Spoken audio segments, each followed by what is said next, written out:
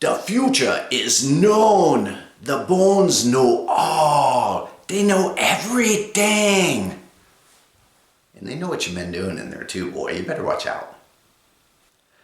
So in this video, I'm going to show you how to use your traditional bone throwing set to answer yes/no type questions. I'll be going over how to purify your bones before you throw them, the different surfaces you might throw them onto, and then how to interpret the bones for a yes/no answer. Now first you might be asking, where do I get my bone set? Well, let me tell you, you can either just make your own set, which would basically be free if you eat a lot of chicken, or you can just come to bonethrowing.org. I have sets available there, 3D printed sets that you can just buy. I also have all the instructions you're going to need to throw bones. You know, for these yes/no questions, I've seen online where people have these kind of leg bones or knuckle bones, and they have yes and no put on them. And then you know, throw those and just look at the yes and no's.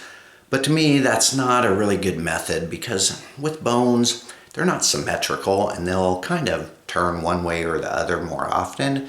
So for me, that's not really a good way of doing it. So I'm going to show you a better method. So the board that you're going to throw these onto can be as simple as 5 pennies, where you put the pennies in order to make a cross design. You can also use any type of bandana, because usually when a bandana is folded, it leaves those creases in it. And so that's all you need is the creases with an X design, basically. So now I'm going to talk about the surface that you drop these bones onto, which is pretty important. So in bone throwing, I think your first thing you need to practice is just the height that you throw them from. Because if you throw the bones onto carpet, it's going to kind of deaden the fall, so you're going to have to throw them from a higher distance up, probably like 12 inches or so. So I like to put a bandana on the carpet, and I think it doesn't deaden the fall as much. So that's what I like to do.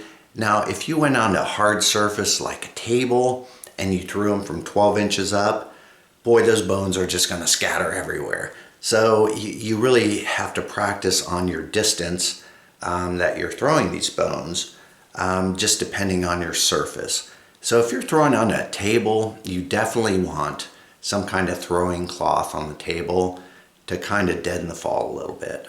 So your first job in bone throwing is just going to pick a surface that you're going to throw onto and practice the height that you're throwing these to get a good.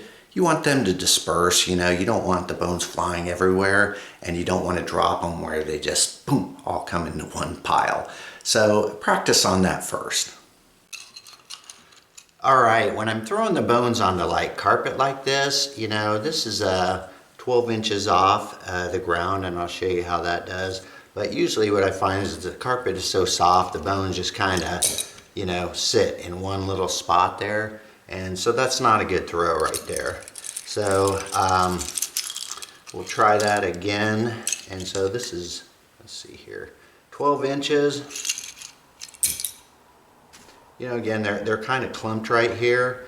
But now I'll go on to the one with the bandana at the same height up there. And see how you get a lot better spread kind of on these. So I'd always recommend using a bandana on the carpet. So on a hard surface, I always put down a cloth. But still, if you threw them at the same distance as on the carpet, about 12 inches, it's probably going to be way too high. And everything just falls everywhere. So you definitely have a different height when doing it on a hard surface. So on this throw, I'll take it down to more like, you know, probably 7 inches or so, and see how that goes. Now that's a pretty good throw, maybe a little bit too high because some went off way over there, but that was a pretty good throw. So that's why I'm saying you really need to work on your exact height that works for your surface. So before you throw your bones, you really should purify these bones first. And there are a lot of different methods. I mean, you could use some kind of prayer or chant to purify your bones. You could also use some kind of purified water to sprinkle on them. But my preferred method is actually using sage. And the Pacific Native Americans used to use sage and burn sage in an abalone shell, and they use that to smudge themselves, which kind of purifies your body. And so I like that method to purify my bones. It's really easy. Okay, now we're going to purify the bones, and what I have here is a little abalone shell. Now, you don't want to fire up this big old thing of sage. It's way too much. You really only need, maybe a little leaf or two, and that should be plenty to use. So there we go. We got a couple little leaves in here. I'll fire it up. If this starts burning too much, it's kind of bad, kind of luck or something to blow it out. You just want to wave your hand gently to put it out. And then we'll have that set down. And now that it's going, I would just take my bones, put them over the smoke, and say, cleanse these bones, and let them take on the energy of the question I'm going to ask. There we go, simple as that. All right, now for the actual throwing of the bones. Now I sell a standard 9 bone set or a complete 13 bone set.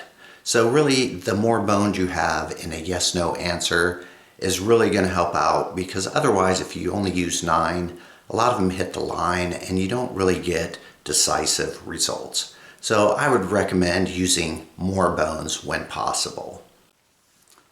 All right, now we're going to throw some bones. So we got our bandana here, and it's got its lines on there for a cross. And then I just usually pick the top right as yes, and then diagonal from that is also yes, and then this would be a no, and this would be a no. So sometimes I like to put, the heads up for yes. So those are 2 are yeses, and then I put tails for no. All right, so there's our 4 sections. Now I take the bones, and so there, that throw, I was a little high there, so usually you don't count the bones that go off the throwing area. If they're close, I might, but those I would leave out. And then I usually just combine the 2 together. So whatever's not on a line, touching a line, I just put into the 2 areas. So these bones right here, these 3 are definite no's. This is a definite yes. These 2 right here aren't touching a line, they're definite no's. And then here we have, here's this rib is also a yes. Now all of these hit the line. So, I mean, you can either use them or not use them. Usually if they're split like this in half, I definitely wouldn't use that. This one I wouldn't use. Now, this bone right here is barely touching it. So I'd probably call this a no as well. So now just looking at it, I mean, we have way ton of no's versus the 2 yeses, and these are kind of unknowns. So this reading is a definite no on the question. So let's try it again here. Take all our bones up. Again, I'm using the 13 bone set right here. And so I'll give it another shot. All right, so on this one, let's see what we got. So again, I'm just putting them into the separate areas that for ones that are not hitting the line.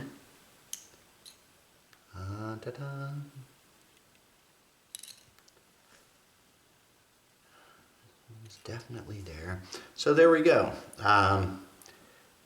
Again, this one's barely hitting the line. I would probably call it a yes. This one, this one, this one are definitely on the line, and I probably wouldn't count those. Where this one's barely hitting the line right here, so I would probably go with this one and this one. But since we have so many here already on the yes, I mean, this question is a definite yes. So let's try it one more time here.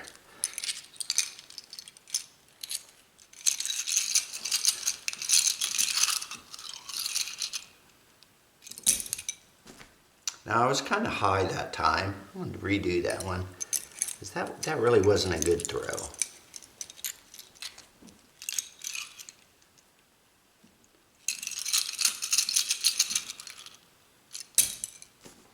All right, that was a good throw.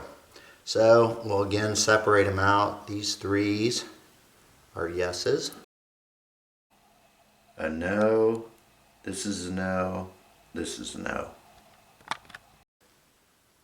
Boy, and look at all those on the line. So this one has a huge amount on the line, and it's really got 3 bones here and 3 bones here. So we got 3 yeses, 3 nos, and the rest of them all hit this line. So to me, the question is not answered here. It's definitely a unknown, whether this is a yes or no answer. It's kind of indifferent. So you could either, rethrow the bones with the same question, or just keep it at that it's kind of unknown if the question is a yes or a no. All right, so the yes-no type questions are really easy to answer. Now, if you wanted to dive in deeper, you can also use the meaning of these bones to give you more information. So this is a short list right here of what all these bones mean. And these are in the yes and these are in the no. So if you ask the question, should I buy a new boat? This is a xiphoid bone, which represents anchoring stuff in your life like family, friends, or job. So that would go with the yes side. Maybe you'll take your friends on your boat. And this represents, a wing bone represents like freedom and aspiration. And so that's also on the yes. So yeah, the boat would give you freedom. And then this represents love and emotions, your heart's desire, which is on the no side. And this is a backbone, which represents money, stability, material matters, and that's on the no side. So, that might tell you like, maybe your wife is going to be really pissed about you buying the boat. It's going to cost you a lot of money, but it'll give you freedom and your friends will like it. But that might, if say everything was over here and everything pointed to yes, but your wife's going to get pissed off about your boat. Even though it's a yes, this might change your whole mind, because that one no might be a deal breaker for your boat. Hey, I hope this video was fun and helpful, and I hope you start throwing bones and come visit me at bonethrowing.org. The bones know everything. The bones know everything.